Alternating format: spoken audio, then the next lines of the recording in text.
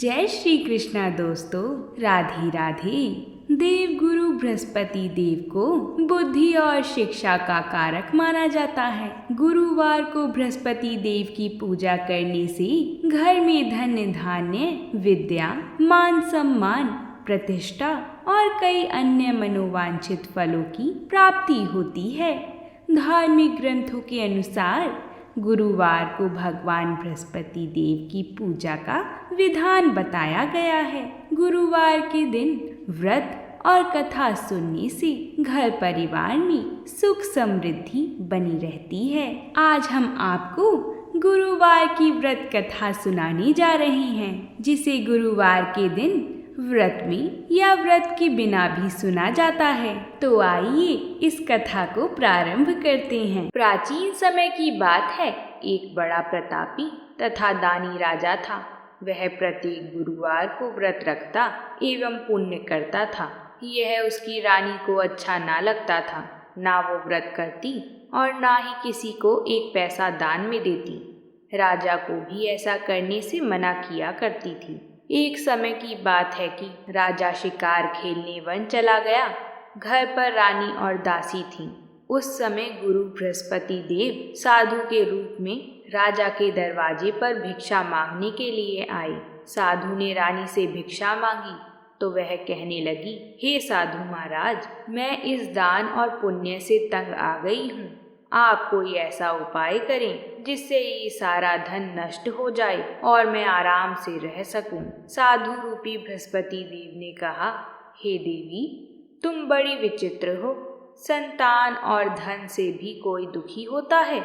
अगर तुम्हारे पास धन अधिक है तो उसे शुभ कार्यों में लगाओ, जिससे तुम्हारे दोनों लोग सुधरें। परंतु साधु की इन बातों से रानी खुश नहीं हुई। उसने कहा, मुझे ऐसा धन की आवश्यकता नहीं है जिससे मैं दान कर दूं तथा जिसको संभालने में भी मेरा सारा समय नष्ट हो जाए। साधु ने कहा, यदि तुम्हारी ऐसी ही इच्छा है तो जैसे तुम्हें बताता हूँ तुम वैसा ही करना। बृहस्पतिवार के दिन तुम घर को गोबर से लीपना, अपने केशों को पीली मिट्टी से धोना, केशों को धोते समय स्नान करना, राजा से हजामत बनाने को कहना, भोजन में मांस मदिरा खाना, कपड़ा धोबी के यहाँ धुलने डालना। इस प्रकार 7 बृहस्पतिवार करने से तुम्हारा समस्त धन नष्ट हो जाएगा। इतना कहकर साधु बने बृहस्पति देव अंतर्ध्यान हो गए। साधु के कहे अनुसार करते हुए रानी को केवल 3 बृहस्पतिवार ही बीते थे कि उसकी समस्त धन संपत्ति नष्ट हो गई। भोजन के लिए परिवार तरसने लगा। एक दिन राजा रानी से बोला, हे रानी, तुम यहीं रहो, मैं दूसरे देश को जाता हूँ, क्योंकि यहाँ पर मुझे सभी जानते हैं, इसलिए मैं कोई छोटा कार्य नहीं कर सकता। ऐसा कहकर राजा परदेश चला गया। वहाँ वह जंगल से लकड़ी काट कर लाता और शहर में बेचता। इस तरह वह अपना जीवन व्यतीत करने लगा। इधर राजा के बिना रानी और दासी दुखी रहने लगी। एक समय जब रानी और दासियों को 7 दिन बिना भोजन के रहना पड़ा तो रानी ने अपनी दासी से कहा, हे दासी, पास ही के नगर में मेरी बहन रहती है। वह बड़ी धनवान है। तू उसके पास जा और कुछ ले आ ताकि थोड़ा बहुत गुजर बसर हो जाए। दासी रानी की बहन के पास गई। उस दिन बृहस्पतिवार था। रानी की बहन उस समय बृहस्पतिवार की कथा सुन रही थी। दासी ने रानी की बहन को अपनी रानी का संदेश दिया, लेकिन रानी की बहन ने कोई उत्तर नहीं दिया। जब दासी को रानी की बहन से कोई उत्तर नहीं मिला तो वह बहुत दुखी हुई। उसे क्रोध भी आया। दासी ने वापस आकर रानी को सारी बात बता दी। सुनकर रानी ने अपने भाग्य को कोसा। उधर रानी की बहन ने सोचा कि मेरी बहन की दासी आई थी, परंतु मैं उससे नहीं बोली, इससे वह बहुत दुखी होगी। कथा सुनकर और पूजन समाप्त कर कर वह अपनी बहन के घर गई और कहने लगी, हे बहन, मैं बृहस्पतिवार का व्रत कर रही थी। तुम्हारी दासी गई, परंतु जब तक कथा होती है तब तक ना उठते हैं और ना बोलते हैं। इसलिए मैं नहीं बोली। कहो दासी, क्यों गई थी? रानी बोली, बहन, हमारे घर अनाज नहीं था। ऐसा कहते कहते रानी की आंखें भर आई। उसने दासियों सहित भूखा रहने की बात भी अपनी बहन को बता दी। रानी की बहन बोली, बहन देखो, बृहस्पति भगवान सबकी मनोकामना पूर्ण करते हैं। देखो, शायद तुम्हारे घर में अनाज रखा हो। यह सुनकर दासी घर के अंदर गई तो वहां उसे एक घड़ा अनाज भरा हुआ मिला। उसे बड़ी हैरानी हुई क्योंकि उसने एक एक बर्तन देख लिया था। उसने बाहर आकर रानी को बताया। दासी रानी से कहने लगी, हे रानी, जब हमको भोजन नहीं मिलता तो हम व्रत ही तो करते हैं, इसलिए क्यों ना इनसे व्रत और कथा की विधि पूछ ली जाए। हम भी व्रत किया करेंगे। दासी के कहे अनुसार रानी ने अपनी बहन से बृहस्पतिवार व्रत के बारे में पूछा। उसकी बहन ने बताया, बृहस्पतिवार के व्रत में चने की दाल और मुनक्का से विष्णु भगवान का केले की जड़ में पूजन करें तथा दीपक जलाएं, पीला भोजन करें तथा कथा सुनें। इससे गुरु भगवान प्रसन्न होते हैं और मनोकामना पूर्ण करते हैं। व्रत और पूजन की विधि बताकर रानी की बहन अपने घर लौट आई। रानी और दासी दोनों ने निश्चय किया कि बृहस्पति भगवान का पूजन जरूर करेंगे। 7 रोज बाद जब बृहस्पतिवार आया तो उन्होंने व्रत रखा। घुड़साल में जाकर चना और गुड़ बीन लाई तथा उसकी दाल से केले की जड़ तथा विष्णु भगवान का पूजन किया। अब पीला भोजन कहाँ से आए? दोनों बड़ी दुखी हुई, परंतु उन्होंने व्रत किया था, इसलिए बृहस्पति देव भगवान प्रसन्न थे। एक साधारण व्यक्ति के रूप में वे 2 थाली में सुंदर पीला भोजन लेकर आए और दासी को देकर बोले, हे दासी, यह भोजन तुम्हारे लिए और तुम्हारी रानी के लिए है। इसे तुम दोनों ग्रहण करना। दासी भोजन पाकर बहुत प्रसन्न हुई। उसने रानी को सारी बात बताई। उसके बाद वह प्रत्येक बृहस्पतिवार को गुरु भगवान का व्रत और पूजन करने लगी। बृहस्पति भगवान की कृपा से उसके पास धन हो गया, परंतु रानी फिर पहले की तरह आलस्य करने लगी। तब दासी बोली, देखो रानी, तुम पहले भी इस प्रकार आलस्य करती थी। तुम्हें धन के रखने में कष्ट होता था, इस कारण सभी धन नष्ट हो गया। अब गुरु भगवान की कृपा से धन मिला है तो फिर तुम्हें आलस होता है। बड़ी मुसीबतों के बाद हमने ये धन पाया है, इसलिए हमें दान पुण्य करना चाहिए।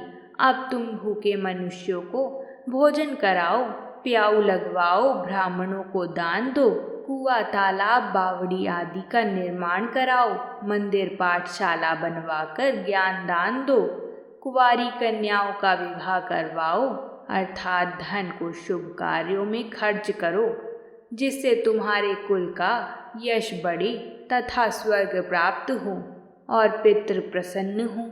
दासी की बात मानकर रानी शुभ कर्म करने लगी। उसका यश फैलने लगा।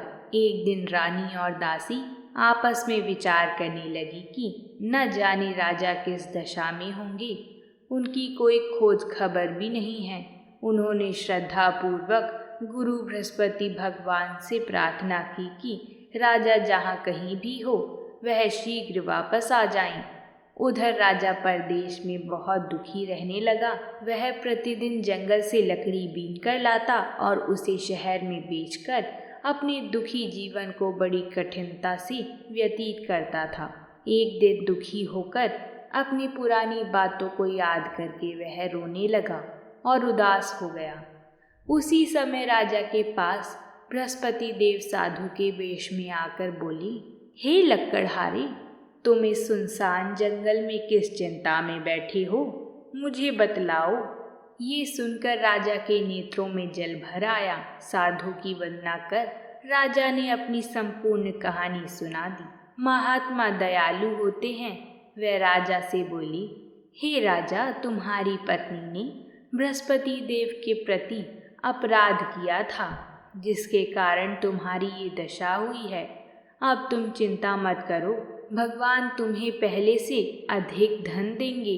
देखो, तुम्हारी पत्नी ने बृहस्पतिवार का व्रत प्रारंभ कर दिया है।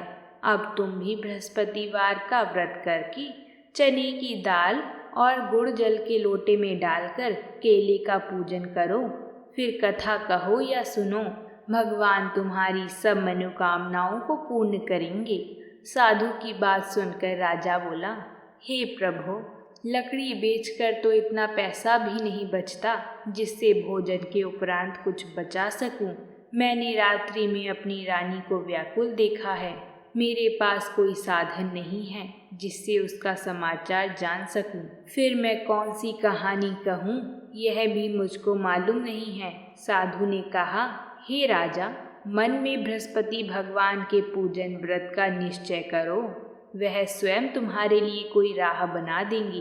बृहस्पतिवार के दिन तुम रोजाना की तरह लकड़ी लेकर शहर में जाना। तुम्हें रोज से दुगना धन मिलेगा, जिससे तुम भली भांति भोजन कर लोगी तथा बृहस्पति देव की पूजा का सामान भी आ जाएगा। जो तुमने बृहस्पतिवार की कहानी के बारे में पूछा है वह इस प्रकार है। प्राचीन काल में एक बहुत ही निर्धन ब्राह्मण था। उसके कोई संतान ना थी। वह नित्य पूजा पाठ करता।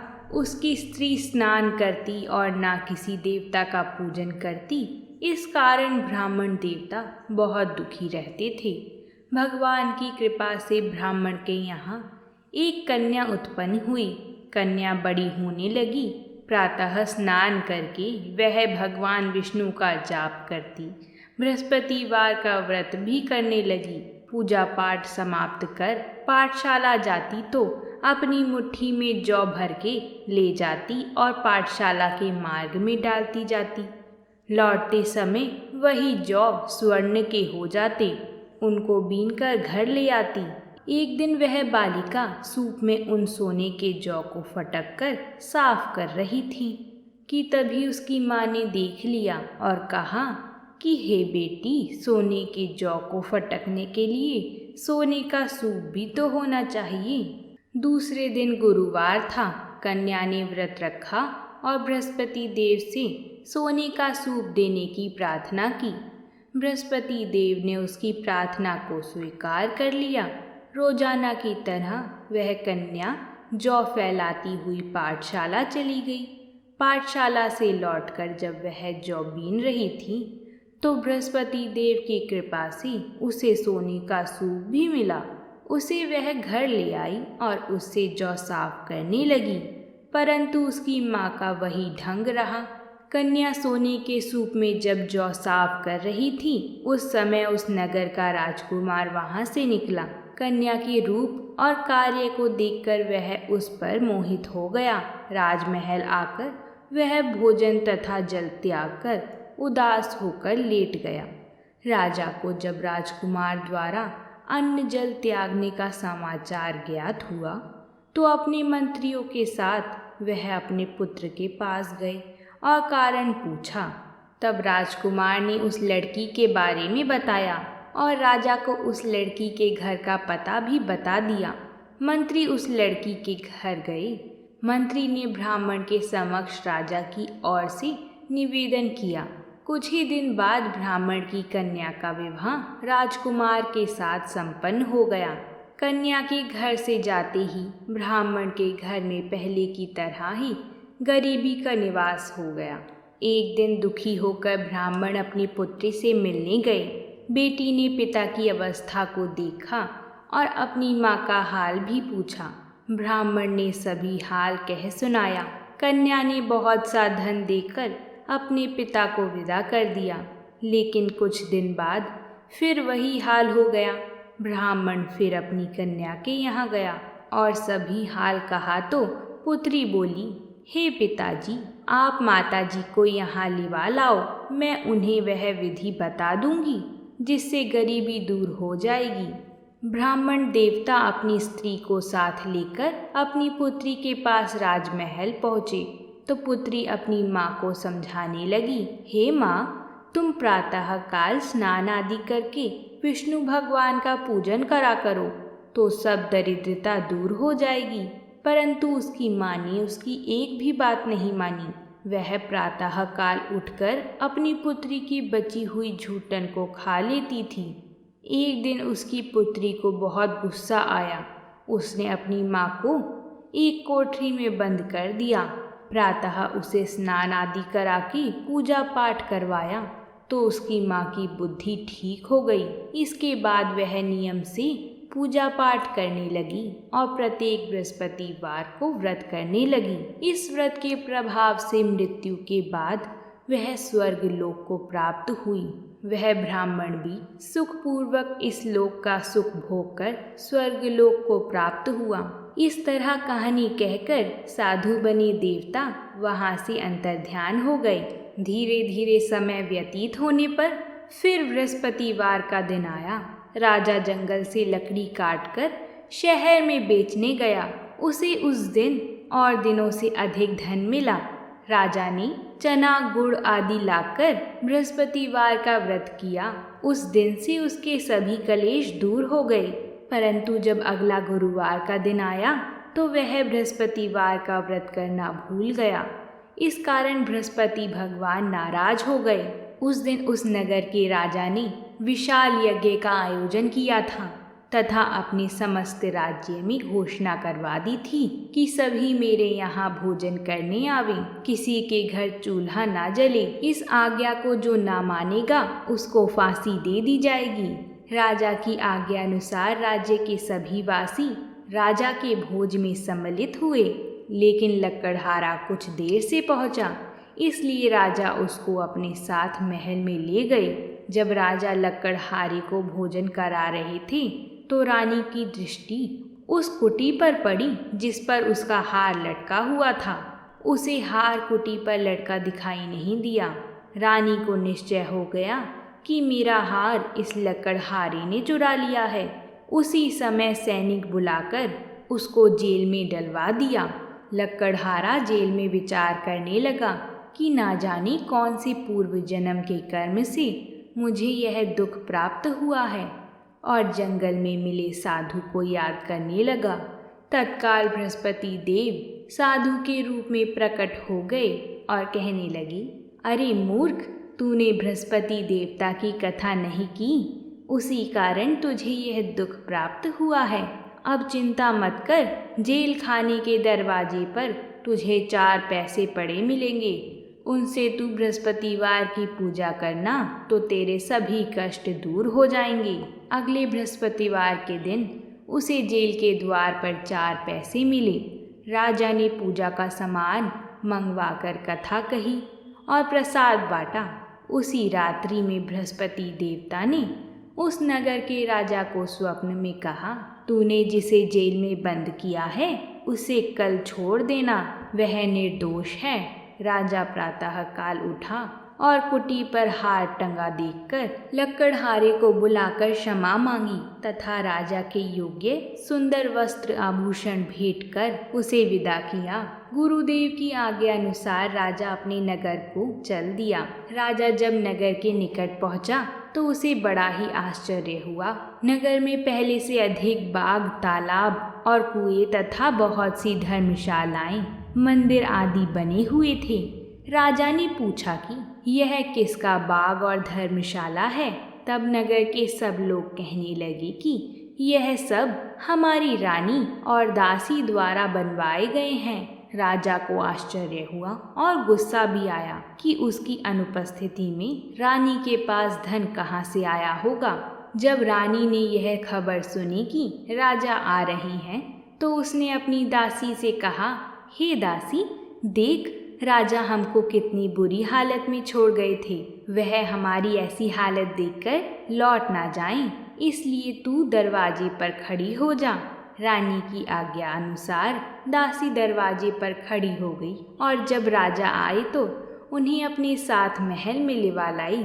तब राजा ने क्रोध करके अपनी तलवार निकाली और पूछने लगा, बताओ यह धन तुम्हें कैसे प्राप्त हुआ। तब रानी ने सारी कथा कह सुनाई। राजा ने निश्चय किया कि मैं रोजाना दिन में 3 बार कहानी कहा करूँगा और रोज व्रत किया करूँगा। अब हर समय राजा के दुपट्टे में चने की दाल बंधी रहती तथा दिन में 3 बार कथा कहता। एक रोज राजा ने विचार किया कि चलो अपनी बहन के यहाँ हो आऊं। इस तरह वह निश्चय कर राजा घोड़े पर सवार हो गया, अपनी बहन के यहाँ चल दिया। मार्ग में उसने देखा कि कुछ आदमी एक मुर्दे को लिए जा रहे थे। उन्हें रोककर राजा कहने लगा, अरे भाइयों, मेरी बृहस्पतिवार की कथा सुन लो।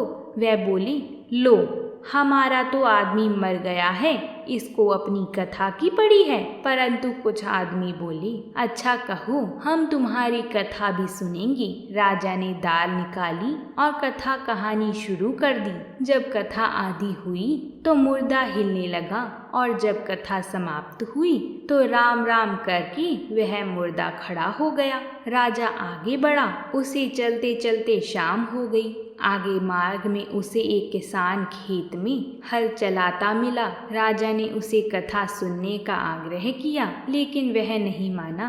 राजा आगे चल पड़ा। राजा के हटते ही बैल पछाड़ खाकर गिर गया तथा किसान के पेट में दर्द होने लगा। उसी समय किसान की माँ रोटी लेकर आई। उसने जब देखा तो अपने पुत्र से सब हाल पूछा। बेटे ने सभी हाल बता दिया। बुढ़िया दौड़ती दौड़ती उस घुड़सवार के पास पहुंची और उससे बोली, मैं तेरी कथा सुनूंगी, तू अपनी कथा मेरे खेत पर ही चलकर कहना। राजा ने लौटकर बुढ़िया के खेत पर जाकर कथा कही, जिसके सुनते ही बैल खड़े हो गए तथा किसान के पेट में दर्द भी बंद हो गया। राजा अपनी बहन के घर पहुंच गया। बहन ने भाई की खूब मेहमान नवाजी करी। दूसरे रोज प्रातःकाल राजा जागा तो वह देखने लगा कि सब लोग भोजन कर रहे हैं। राजा ने अपनी बहन से पूछा, ऐसा कोई मनुष्य है जिसने भोजन नहीं किया हो, जो मेरी बृहस्पतिवार की कथा सुन ले? बहन बोली, भैया, यह देश ऐसा ही है। यहाँ लोग पहले भोजन करते हैं, बाद में कोई अन्य काम करते हैं। फिर वह एक कुम्हार के घर गई जिसका लड़का बीमार था। उसे मालूम हुआ कि उसके यहाँ किसी ने 3 दिन से भोजन नहीं किया है। रानी ने अपने भाई की कथा सुनने के लिए कुम्हार से कहा। वह तैयार हो गया। राजा ने जाकर बृहस्पतिवार की कथा कही, जिसको सुनकर उसका लड़का ठीक हो गया। अब तो राजा को प्रशंसा होने लगी। एक दिन राजा ने अपनी बहन से कहा, बहन, मैं अब अपने घर जाऊंगा, तुम भी तैयार हो जाओ।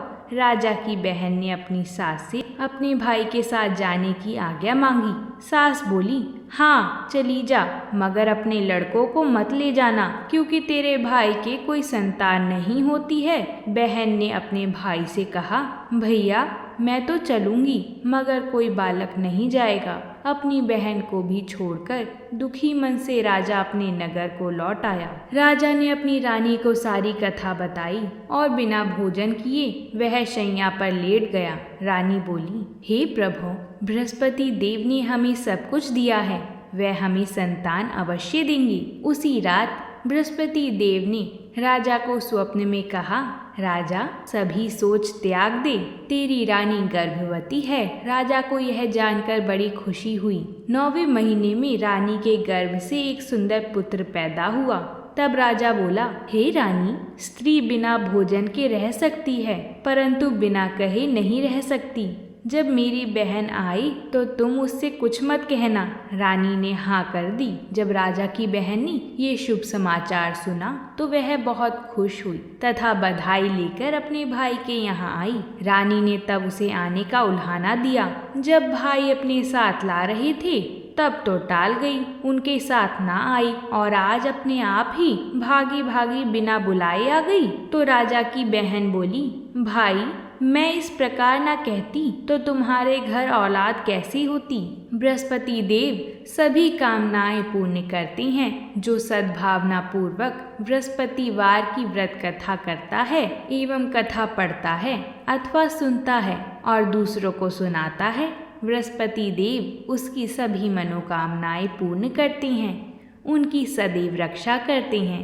जो संसार में सद्भावना से गुरुदेव का पूजन एवं व्रत सच्चे हृदय से करते हैं उनकी सभी मनोकामनाएं वैसे ही पूर्ण होती हैं जैसे सच्ची भावना से रानी और राजा ने बृहस्पति देव की कथा का गुणगान किया तो उनकी सभी इच्छाएं बृहस्पति देव जी ने पूर्ण की। अनजाने में भी बृहस्पति देव की उपेक्षा ना करें, ऐसा करने से सुख शांति नष्ट हो जाती है। इसलिए सबको कथा सुनने के बाद प्रसाद लेकर जाना चाहिए। हृदय से उनका मनन करते हुए जयकारा बोलना चाहिए। बोलिए बृहस्पति देव की जय। ऐसी ही और व्रतों से जुड़ी कथाओं को सुनने के लिए हमारे चैनल को ज़रूर सब्सक्राइब कर लें। साथ ही कमेंट बॉक्स में भगवान का शुभ नाम कम से कम एक बार तो ज़रूर लिखें, जिससे सभी के ऊपर भगवान की कृपा बनी रहे। प्रेम से बोलिए भगवान विष्णु की जय।